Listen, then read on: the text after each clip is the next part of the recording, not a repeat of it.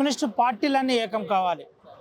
నడిచేది రామరాజ్యం కాదు, రావణ రాజ్యం జరుగుతుందని జాతీయ కార్యవర్గ సభ్యులు సీనియర్ కామ్రేడ్ చాడా వెంకటరెడ్డి చెబుతున్నాడు. మాజీ శాసనసభ పక్ష నేత కూడా మనతో పాటు కామ్రేడ్ చాడా గారు మాట్లాడిద్దాం. అన్న, ఏంటి రామరాజ్యం కాదు రావణ రాజ్యం నడుస్తుందంట, ఎట్లా చూడొచ్చు? అర్థమవుతుంది కదా, ప్రజలకు తెలిసిపోతుంది. పౌర హక్కులు కాలరాయబడుతున్నాయి. డాక్టర్ బిఆర్ అంబేద్కర్ రచించిన రాజ్యాంగంలో పొందుపరిచినటువంటి కూడు, గుడ్డ, నీడ, విద్య, వైద్య సౌకర్యాలు దినదినం గండంగా సాగుతున్నాయి, అమలు కావట్లేదు. పేదవాడు పేదవాడుగా పోతున్నాడు, ధనవంతుడు ధనవంతుడిగా ఎదిగిపోతున్నాడు. మిలియనిస్ట్ అవుతుంటే అదాని అంబానీ గ్రూప్ కూడా ఎక్కడున్నాడో తెలియదు. మోడీ వచ్చిన తర్వాత మాత్రం వాళ్ళు ప్రపంచ ధనవంతుల్లో చేరిపోయినారు.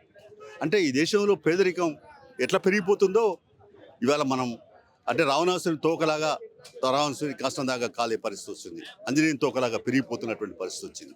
అందుకనే ఏదేమైనా ఇవాళ ఈ మోడీ ప్రభుత్వం వచ్చిన తర్వాతనే అన్ని రకాలుగా కూడా ఈ అణచివేతలు పెరిగిపోయినాయి, హక్కులు కాలరాయబడతా ఉన్నాయి. అందుకనే వామపక్షాలన్నీ కూడా ఇవాళ మహాత్మా గాంధీ పేరుతో పెట్టినటువంటి జాతీయ ఉపాధి హామీ చట్టం కూడా రద్దు చేయడం అంటే, మహాత్మా గాంధీ పేరు ఆయన ఏమి, ఆ పేరు ఉంటే నీకు ఏమి నష్టం అవుతుంది మోడీ? నీకేమి కొంపలు మునిగిపోతున్నాయి మీకు అని అడుగుతున్నాం. ఇప్పుడు రామ్జీ పేరు పెట్టినారు. రాముడు అందరి వాడే కాదంటలేం. కానీ నీ రాజ్యం ఎట్లుంది? నీ రాజ్యం ఎట్లుంది అంటే పేదవాడు పేదగాడే ఉండాలి, ఇల్లు లేకుండా ఉండాలి, గుడిసె లేకుండా ఉండాలి, ఎస్సీ కార్డు ఉండాలి, మనవాద సిద్ధాంతం తీసుకొస్తావు. దీనికేనా నువ్వు ప్రధానమంత్రి అయింది? ఇందుకేనా నేను గెలిపించింది? కాబట్టి ఏదైనా నువ్వు ఇప్పుడు అనుకున్నట్టు కాదు, ప్రజలు తిరగబడతారు. ఆనాడు బ్రిటిష్ వాళ్ళనే ఎల్లగొట్టారు, అలాగే సామంతరాజులను కూడా తరిమి కొట్టారు. ఇక్కడ చైతన్యం ప్రజల్లో ఉంది. ఈ భారతదేశం అంటేనే ఈ భారత గడ్డ కాబట్టి తప్పనిసరిగా నీ కాలం మూడింది. ఇవాళ నువ్వేదో నేను నా ఇష్టం చేస్తా అని అనుకుంటే కుదరదు. రావణాసురుడు కూడా పోయినాడు, అంత పెద్ద ఎవడైనా కూడా, ఎవడు కూడా శాస్త్రం కాదు. కాబట్టి ఇప్పటికైనా జాతీయ గ్రామీణ ఉపాధి చట్టాన్ని పునరుద్ధరించండి, మహాత్మా గాంధీ పేరు కొనసాగించండి. ఆ గతంలో ఎట్లయితే 90% మీరు ఇది ఇచ్చారో అట్లా ఇవ్వండి. ఈ రకంగా చేస్తేనే మంచిది.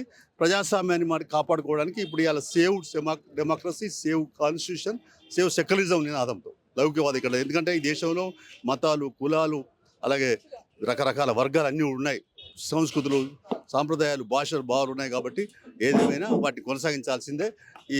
ఈ దేశం సమైక్యంగా ఉండాలంటే అందరినీ ఒకరికొకరు గౌరవించుకోవాల్సిందే, మనసునంత ఒక్కటే అని కమ్యూనిస్ట్ పార్టీ కోరుతుంది. అన్ని పార్టీగా చెప్తున్నాం, అన్ని కమ్యూనిస్టు పార్టీలు ఒకటి కావాలి, లేకుంటే రానున్న రోజుల్లో ప్రమాదం ముంచుకొస్తుంది. ఆపరేషన్ కగారు పేరుతో దమనకాండ సాగుతుంది అంటున్నారు. ఏంటి అంటే కమ్యూనిస్టు పార్టీలు రానున్న రోజుల్లో ఒక తాటిపై రాబోతున్నాయా, అన్నీ కలిసి పనిచేయబోతున్నాయా, ఏంటి అసలు?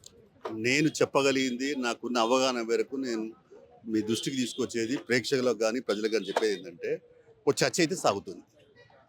ఈ మోడీ నియంతృత్వ పొగడలు, మతోన్మాద ఫాసిస్టు పొగడలు ఇక్కడ దేశంలో ప్రజాస్వామ్యం ఉండదు.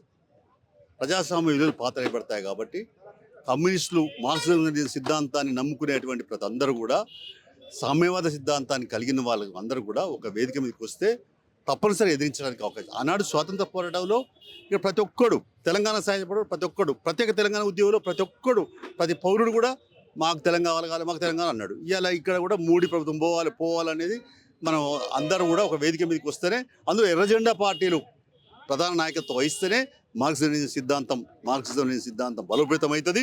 తద్వారా సామాజిక ఆర్థిక అసమానత లేనటువంటి అంతరాలు లేనటువంటి లక్ష్యంగా మనం అడుగులేయచ్చు దానికి.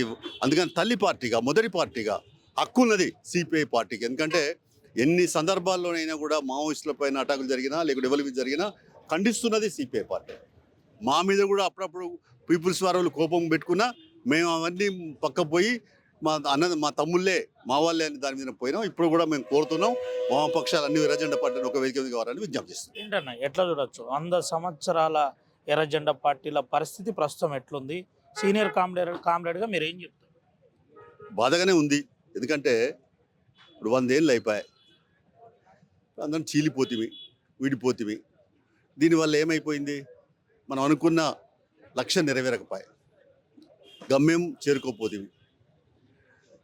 దీన్ని మనం ఒకసారి ఆత్మహత్య చేసుకొని, నెమరేసుకొని, ఇప్పటికైనా కూడా ఆలోచించుకొని, ఇప్పుడు వ్యక్తిగత పొగడలు ఎవరికి ఎన్ని ఉన్నా అన్యవరక ధోరణులు మానుకొని ఈ సిద్ధాంత పునాదుల మీద మనం అందరం కూడా కలిసి పనిచేద్దాం, ప్రయాణం చేద్దాం. తద్వారానే ఎవరు మనుషులు శాస్త్రం కాదు, కానీ మన సిద్ధాంతం శాశ్వతమైనటువంటిది. ఎందుకంటే దోపిడీ ఉన్నంతకాలం ఈ సిద్ధాంతం ఉంటుంది. ఇలా మోడీ ఉండొచ్చు, లేకుంటే అమిత్ షా ఉండొచ్చు, ఇంకోళ్ళు రావచ్చు.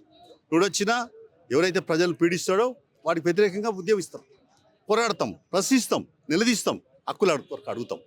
ఇది ఈ లక్ష్యంగా ఉంటాం. కాబట్టి అందరూ కూడా తప్పనిసరిగా అందరూ అంతర్మతమైతే అవుతుందని నాకు ఉన్నటువంటి వాళ్ళతో మాట్లాడుతున్నప్పుడు సమాచారం. ఏదైనా అందరం ఒక్కటైతేనే ఈ దేశంలో ప్రత్యామ్నాయ శక్తిగా ఎదగొచ్చు, ఈ దేశంలో ప్రజాస్వామ్యాన్ని, ప్రజా హక్కులను కాపాడొచ్చు అని చెప్పి అభిప్రాయపడతాను. ఎట్లుంది లేబర్ కోడ్ల పరిస్థితి ఏ విధంగా ఉంది ఒక మాటలో చెప్పు. లేబర్ కోర్టులు ఇప్పుడు ఎట్లున్నాయంటే, ఇప్పుడు అసలు ఆయన మొత్తం 29 చట్టాలనే రద్దు చేసి 4 కోట్ల కింద విభజించాయి. ఇక లేబర్ కోర్టులు ఏం చేస్తాయి, లేబర్ ఆ డిపార్ట్మెంట్ ఏం చేస్తుంది? అసలు కూరలే నాగుబావం చేసి పారేసి, నాగుబావం కూర లేకపోతే ఎవడైనా భయపడతాడా? 23 చట్టాలనే 29 చట్టాలు రద్దు చేసి 4 కోట్ల కింద విభజించారు. సమ్మె అక్కారింపజేసిన తర్వాత ఇంకెక్కడది? అంటే పోరాడి సాధించుకున్న హక్కులను కూడా హరించేటోడు మోడీ. కాబట్టి ఈ కార్మిక చట్టాల పోరాటం ఇక్కడ పుట్టింది కాదు కదా, మొత్తం ప్రపంచవ్యాప్తంగా పుట్టింది. అమెరికా దేశంలో 1895లోనే అమెరికా నడిబొడ్డు చికాగో నగరంలో చిందించిన ఇళ్ల రక్తంతో ఈ జెండా తడిసింది అన్నాడు. ఇది ఎవడు వ్యక్తులు పెట్టింది కాదు కదా, అది ఉద్యమాల పోరాటాల నుంచి రక్తం నుంచి తడిసినటువంటి జెండా. కాబట్టి ఈ జెండా ఎవడు ఆపలేడు, ఎవడు కంట్రోల్ చేయలేడు. ఏదైనా కలిసి చేద్దాం. భవిష్యత్తులో కూడా ఈ ఖమ్మం సభ సారాంశం ఏ విధంగా ఉండబోతుంది? ఈ సభలో ముఖ్యమంత్రి కూడా పాల్గొనబోతుందా రేవంత్ రెడ్డి? ముఖ్యమంత్రి గారు పిలిచాము, వస్తానైతే అన్నాడు.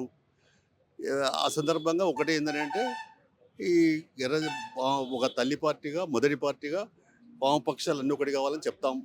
అలాగే ఇక్కడ ఈ దేశంలో మరి ఇలా ఈ నరేంద్ర మోడీ ఎన్డీఏ కూటమి, అంటే ఇండియా కూటమి ఉంది. ఇండియా కూటమిలో మేము భాగస్వాములు కూడా ఉన్నాం. ఇండియా కూటమి బలపడాలంటే కాంగ్రెస్ పార్టీ కూడా అందరిని కలుపుకునే తత్వంతో ఉండాలా. కాంగ్రెస్ పార్టీ పెద్దన్న పాత్ర పోషించాలా, తమ్ములని గౌరవించాలా, గుర్తించాలా. ఒక పెద్ద ఒక వ్యూహం, ఒక ఎత్తుగడ రూపంలో ఏర్పాటు చేసి ఒక కార్యాచరణతో ముందుకు పోతే తప్ప నరేంద్ర మోడీ ఆగడాలు ఎండగట్టలేము.